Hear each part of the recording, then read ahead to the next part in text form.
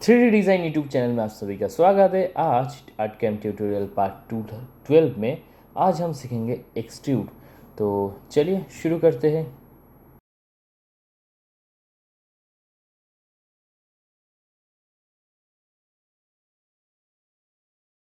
तो अभी हम आर्टकैम में आ गए हैं। आर्टकैम में एक्सट्रूड ऑप्शन कहाँ पे रहते हैं?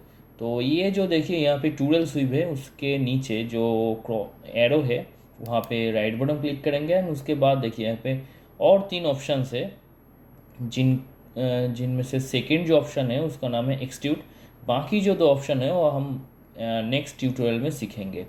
तो एक्सट्रूड जो ऑप्शन है उसको हम क्लिक करेंगे।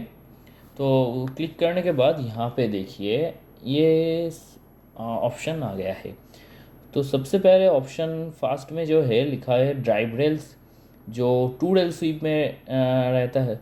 जो टू रेल स्वीप में थे ड्राइव रेल, वहाँ फास्ट रेल या fast rail and second rail, यहाँ पे भी ड्राइव रेल मतलब एक रेल को आपको सिलेक्ट करना पड़ेगा।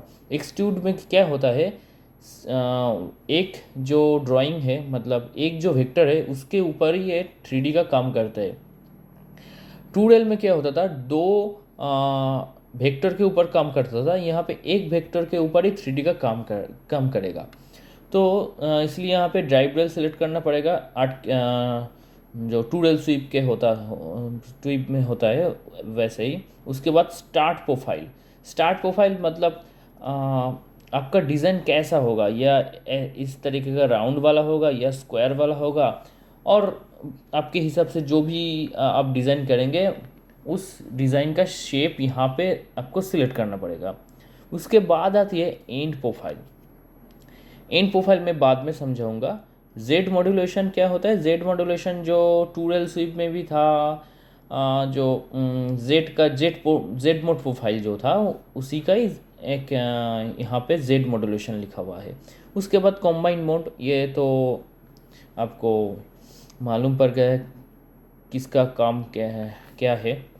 तो चलिए सबसे पहले मैं यहाँ पे जो सीधा वाला जो वेक्टर है उसको सिलेक्ट कर देती हूँ। देखिए सिलेक्ट कर दिया। उसके बाद देखिए यहाँ पे एक एरो आ गया है इस तरफ। तो इसका मतलब है मैं जो यहाँ पे डिज़ाइन करूँगा, मान लीजिए मैं ये वाला 3D को ये वाला शेप मैं यहाँ पे करूँगा। मैं इसको एग्ज़िट कर देती हूँ। देखिए सबसे पहले था ये इस तरफ एरो। अगर मैं यहाँ पे ये वाला जो शेप है यहाँ इसका 3D करता तो कैसा होता, इस तरफ इसका 3D होता।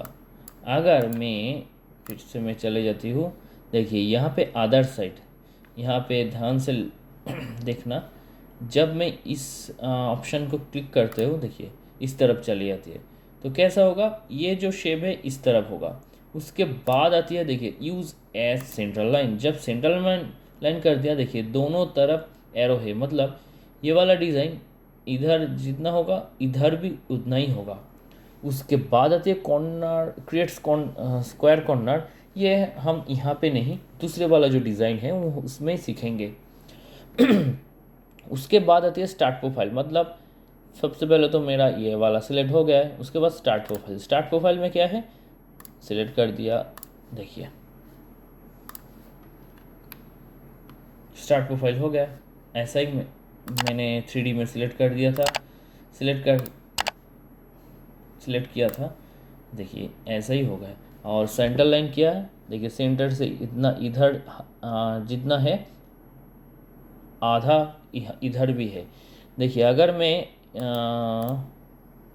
देखिए इधर एरो है तो 3D इधर इधर में हुआ है। अगर मैं अदर साइड कर देते हैं देखिए 3D इस तरफ चले आए।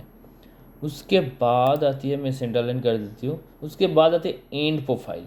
देखिए ये जो 3D है पूरी तरीके से सेम टू सेम है, यहाँ पे भी राउंड है यहाँ पे भी राउंड है। अगर मैं यहाँ पे एंड प्रोफाइल जो है, अगर मैं ये स्क्वायर वाला सिलेक्ट कर देती हूँ, देखिए क्या हो रहा है, यहाँ पे राउंड और यहाँ पे स्क्वायर। एंड मतलब जो देखिए, हाँ आउटकम में क्या होता है, ग्रीन जो नोट होता है वो स्टार्टिंग पॉइंट माना जाता है, और जो ब्लैक या ब्राउन कलर का जो पॉइंट होता है नोट, उसको एंड माना जाता है। तो ये तो हो गया। उसके बाद आती है जेड मॉड्यूलेशन। तो जेड मॉड्यूलेशन का कोई भी शेप यहाँ पे नहीं है, तो मैं एक शेप क्रिएट कर लेती हूँ, उसके बाद आपको दिखा देती हूँ। देखिए ऐसा कर दिया। उसके बाद में इसको ऐसा कर देती हूँ, ऐसा शेप होगा, बीच में नीचे चला जाएगा और दोनों तरफ ऐसा होगा। तो फिर से मैं कर देती हूँ। सबसे पहले मैं इसको सेट कर देती हूँ सेंटर में, उसके बाद में स्टार्ट प्रोफाइल कर देती हूँ, उसके बाद में एंड प्रोफाइल कर देती हूँ, एंड उसके बाद जेड मॉड्यूलेशन जो है मैं इसको कर देती हूँ। देखिए ऐसा है, 3D में जैसा है, मतलब जेड मॉड्यूलेशन में जैसा किया है ऐसा ही है। बस उसके बाद अप्लाई हो गया। और एक बात है, देखिए यहाँ पे जो हाइट है जेड का 25 mm है। आपका मन में शायद क्वेश्चन आ सकता है कि अब तक जितने भी मैंने 3D का काम किया है, वो चाहे शेप एडिटर हो या टूरेल स्वीप हो, उसमें हम लोग एक हाइट दे देता था। मान लीजिए 12 mm हो या 50 mm हो, कोई भी मुझको 3D का हाइट चाहिए, वो हम लोग वहाँ पे इनपुट करते थे। बट यहाँ पे तो हम लोग किसी की जगह में यहाँ पे वो इनपुट करने का कोई भी स्कोप नहीं है। तो यहाँ पे कैसे हाइट को हम लोग मेंटेन कर सकते हैं? तो इसलिए यहाँ पे हाइट आपको मेंटेन करने के लिए जो आप ये जो शेप क्रिएट करते हैं उसका ही हाइट यहाँ पे आएगा। देखिए ये जो मैंने शेप लिया था, इसका देखिए हाइट है 25 mm एंड वाइड है 50 mm। तो देखिए यहाँ पे जेड में 25 mm आया है। अगर मैं यहाँ पे देखिए इस वाले का हाइट क्या है, 25 mm, सॉरी, हाँ इसका हाइट 12.5 mm है। तो देखिए अगर मैं इस 3D को डिलीट कर दिया, फिर से मैं ले लेते हो इसको, उसके बाद ये मैं यहाँ पे एंड प्रोफाइल नहीं कर रहा हूँ, जस्ट आपको समझाने के लिए दिखा रहा हूँ। अप्लाई कर दिया, देखिए यहाँ पे हाइट 12.5 हो गया है। मतलब इसका जो वाइड है एंड इसका जो हाइट है, उसी हिसाब से आपका फाइनल 3D का हाइट एंड वाइड आएगा। इसका देखिए ये तो हाइट आपको पता चल गया 12.5, इसका भी हाइट 12.5 है। और इसका वाइड क्या है उसको देखने के लिए हम एम प्रेस करेंगे, यहाँ से यहाँ तक खींचेंगे, सॉरी, हाँ देखिए 25, तो 25 mm है, इसका भी 25 mm है। सॉरी इसका नहीं, इसका देखिए वाइड 25 mm ही है। तो यहाँ पे हाइट एंड वाइट आपको जो 3D है मतलब शेप है उसके हिसाब से यहाँ पे आएगा। अगर मैं इस जो कार्विंग वाला है यहाँ पे भी सेम होगा। Use as a center line कर देती हूँ, ये छोटा वाले को भी ले लेती हूँ शेप। यहाँ पे छोटा वाला जो स्क्वायर है इस एंड प्रोफाइल उसको भी ले लेती हूँ। देखिए हो गया। उसके बाद आती हूँ ये जो आप 3 शेप दिख रहे हो, यहाँ पे हम लोग यहाँ पे एक्सट्रूड का काम करेंगे। देखिए बहुत सारी फ्रेम होता है, फोटो फ्रेम, वहाँ पे बाउंड बॉर्डर्स में कुछ 3D रहती है। तो एक्सट्रूड के मदद से हम लोग उसका काम कर सकते हैं। देखिए यहाँ पे मैंने एक्सट्रूड में चले जाती हूँ एंड यहाँ पे जो क्रिएट्स कॉर्नर स्क्वायर है यहाँ पे काम में आएगा। तो सबसे पहले मैं इसको सिलेक्ट कर देती हूँ एंड उसके बाद मैं शेप एडिटर में चला जाती हूँ एंड सॉरी शेप एडिटर नहीं, स्टार्ट प्रोफाइल में जो स्टार्ट करना जो 3D रहता है उसको मैं सिलेक्ट कर देती हूँ। देखिए ऐसा हो गया, उसको अप्लाई कर देता हूँ, फाइनल 3D आ जाएगा। अगर मैं इसको सेंटर लाइन कर देती हूँ बाहर की तरफ चला गया, एंड अगर मैं इसको अदर साइड कर देती हूँ तो और भी बाहर की तरफ चला जाता है। बट देखिए यहाँ पे अंदर की तरफ तो स्क्वायर है बट बाहर की तरफ राउंड है। तो इसको ठीक करने के लिए क्या करना पड़ेगा है, देखिए क्रिएट स्क्वायर कॉर्नर, तो बाहर की तरफ भी स्क्वायर हो गया, अंदर की तरफ भी स्क्वायर हो गया है। तो यहाँ पे एंड प्रोफाइल का जो काम है वो मुझको तो कभी भी काम में नहीं आया है। अगर अगर चाहते हो तो आप कर सकते हो। इसको सिलेक्ट करके मैं एंड प्रोफाइल कर देता हूँ। देखिए 3D में चला जाती हूँ, देखिए ऐसे हो रहा है। यहाँ से राउंड, उसके बाद आहिस्ता आहिस्ता वो जो सेकेंड वाला मैंने एंड प्रोफाइल वाला जो दिया था वो आहिस्ता आहिस्ता यहाँ पे पूरी तरीके से बन गया है। तो सेम इसी तरह यहाँ पे भी होगा, इसी तरह यहाँ पे भी होगा। हाँ, और कुछ यहाँ पे नहीं है। और हाँ, इसी तरह तो मैं यहाँ पे और एक ये वाला जो डिज़ाइन है उसको मैं दिखा देती हूँ। इसको सिलेक्ट कर देती हूँ। उसके बाद ये वाला,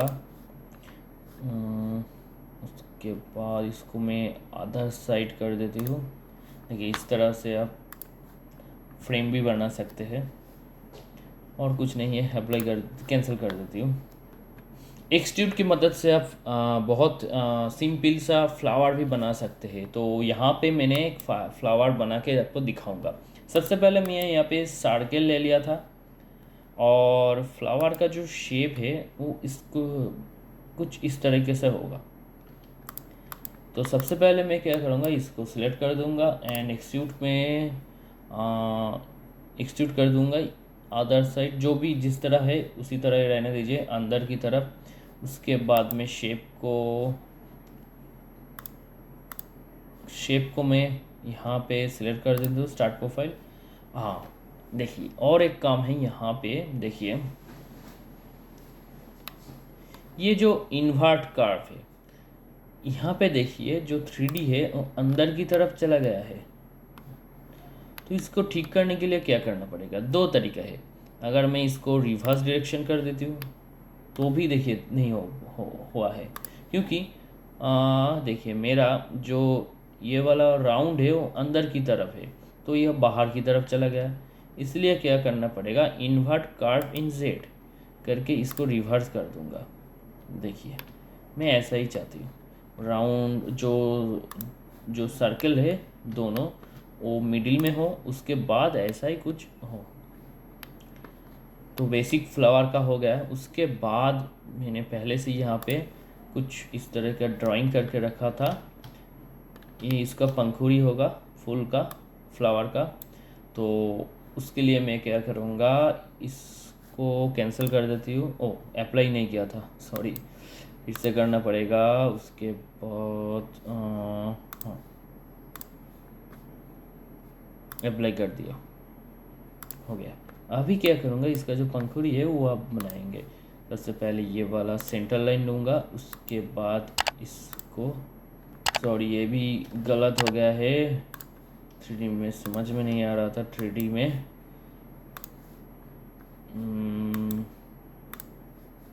इसको इन्वर्ट कर देती हूँ। हाँ अब ठीक है, अप्लाई। उसके बाद मैं इसको ले लेती हूँ एंड एक्सट्रूड। उसके बाद में हाँ इसका क्या करना पड़ेगा, सेंटर, नहीं तो हाँ अब ठीक ठाक है। बट देखिए यहाँ पे अचानक से ख़त्म हो रहा है, यहाँ पे भी सेम। बट इसको मैं चाहती हूँ यहाँ पे आहिस्ता आहिस्ता ख़त्म हो।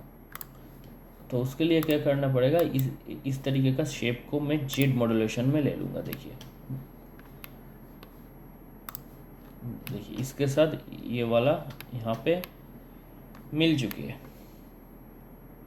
एंड यहाँ पे इसको मैं ऐड ही करूँगा। नहीं तो अगर मैं मार्जाई कर दूँगा तो उसके साथ दिखा भी नहीं देंगे। सब्सट्रैक्ट कर दूँगा तो ऊपर चला जाएगा, जो मैं बिल्कुल नहीं चाहती हूँ। तो इसके लिए ऐड करना पड़ेगा आपको। अप्लाई कर देती हूँ एंड उसके बाद सेकेंड वाला जो है ऐसे ही करते करते चले जाएंगे। अप्लाई, उसके बाद select and apply, select and apply.